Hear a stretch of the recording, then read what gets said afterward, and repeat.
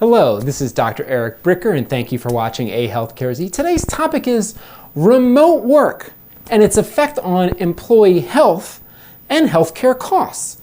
So of course, the biggest thing to happen to the US labor force in multiple decades is remote work because of the pandemic. Now, many of you obviously are working from home right now as you're watching this video. Or if you don't work from home, then you know a lot of people that do work from home, right? So believe it or not, 22% of the US workforce actually works remote. That's about 35 million people. So this combines both people who are fully remote plus folks that are hybrid. And most hybrid folks are at home 3 days a week and then in their place of work for 2 days a week. So, some places it's 2 and 3, and other places it's 3 and 2, but you get the point. So if you combine the fully remote plus the hybrid, it's 22, it's over 1 in 5 of all US workers. Now, of course, it's not evenly distributed across all industries. Some industries have more remote workers than others. Okay, so for example, the industries that have the most remote workers, where there was a 25 to 35 percentage point increase in the number of remote workers, were things like information technology, computer software, data analytics, etc., professional service, so like engineering firms and law firms, architectural firms, etc., people that work in finance, insurance, the media, and then management for companies as well, right? So obviously there's a lot of HR professionals and CEOs and CFOs that watch A Healthcare Z. So the management largely working from home, working remote. Okay, now what are the industries conversely that have very low levels? In other words, less than 10% of the employees are able or are working remotely at all. So understandably construction, because you have to physically build the thing, like the bridge or the home, right? So you're not gonna do that remotely. Okay, so construction largely is not remote. Okay, what else? Hospitality and leisure, right? Restaurants, hotels, not remote because you gotta be in the restaurant or the hotel. Manufacturing, you gotta be in the manufacturing plant. And then what they refer to as physical labor, right? So things like police officers and firefighters and folks that are working in hospitals and healthcare centers themselves, right? They have to provide physical labor to patients in person. I would even put educators, teachers in that category as well. Okay, so there's some industries where there's a lot more remote work than others. Okay, now let's look at the impact of remote work on health. So, of people that do work remotely, 48% report that they have lower levels of stress as a result of working remotely. Interestingly, people who work remote have 90 extra minutes every week to exercise. They get over an hour and a half more. So it's recommended you should do at least 30 minutes of exercising at least 3 times a week. Look, they get the full 30 minutes 3 times a week that they didn't have before because they have more time at home. So they exercise more. Look at this. They get 71 hours of more sleep per year. 71 hours of more sleep. I would think everybody would want 71 more hours of sleep in a year. Okay, look at this. 54% report that they are able to cook more nutritious meals because they have more time. Look at this. 66% of remote workers report an improvement in their mental health. 2/3 of remote workers have an improvement in their mental health. And believe it or not, 42% that because they're able to cook more nutritious food, they got improved mental health, they're sleeping better, they got lower levels of stress, they're able to exercise. Look at this. 42% of people who work remote report that they have lost weight.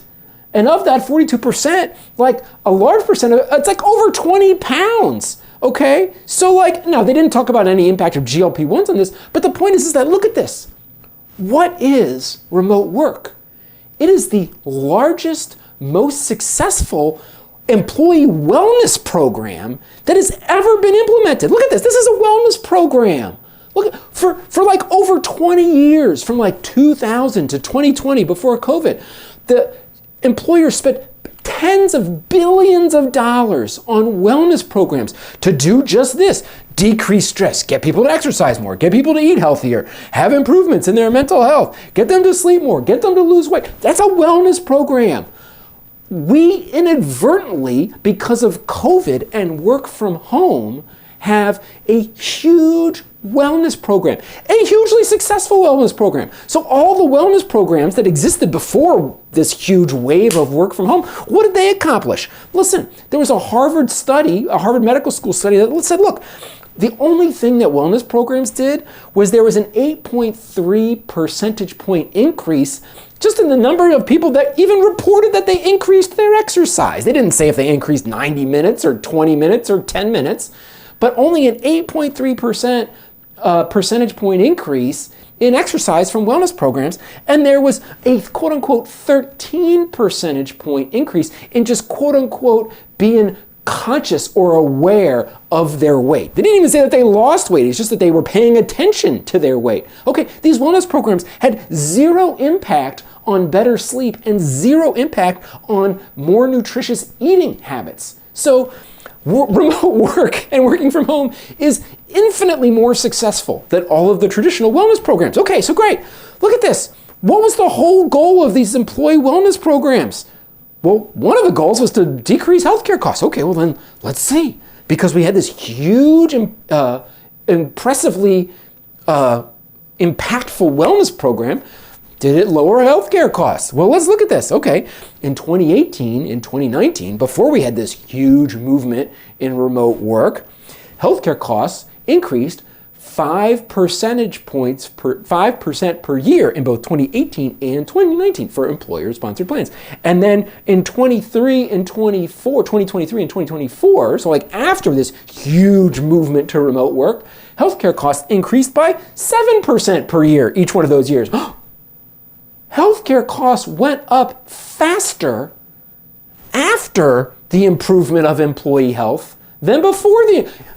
Improving employee health makes healthcare costs go up. No, no, I'm kidding. You can't, correlation is not causation. Okay, so healthier employees do not actually cause healthcare costs to go up. I'm not saying that, but what I'm saying is that having healthier employees because of remote work did not make healthcare costs go down. Okay, so better health, better employee health does not equal lower healthcare costs. It didn't happen, okay? So we've kind of answered that question, okay? So why?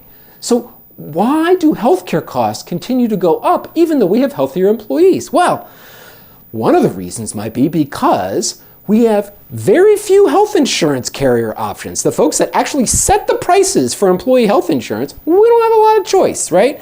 So believe it or not, the federal government defines a concentrated healthcare market where there's only 3 or fewer health insurance companies that control greater than 80% of the market share. And guess what? In the small group, 47 states have 3 or fewer health insurance companies control greater than 80% of the market share. And in large group, which is over 100 employees, that's not that big, it's 43 states have 3 or fewer health insurance companies that control greater than 80% of the market. So it's competition that lowers prices, right? So we got healthier employees. That didn't happen. So what's my point? My point is that the traditional model of an health insurance carrier negotiating network discounts with fee-for-service hospital systems, that does not lead to lower healthcare costs even in an environment of improved employee health. You improve your employees' health and you use the traditional health insurance carrier model with fee-for-service hospital systems, you will not lower your healthcare costs. We've just proven it. So, you've heard me tell you how to do it a gazillion times. Near-site clinic, on-site clinic, direct primary care, using a carve-out PBM, doing your own in-network steerage, doing direct contracting. There's a gazillion healthcare Z videos about how you not using the traditional insurance carrier and traditional fee-for-service hospital systems is the only way you're going to, right? So the famous Einstein quote of insanity is doing the same thing and expecting different results. Okay, if you do the same thing with an insurance carrier and traditional fee-for-service hospital systems, you ain't gonna lower your healthcare costs. So there you go. Remote work, a hugely successful wellness program that did not lower healthcare costs at all.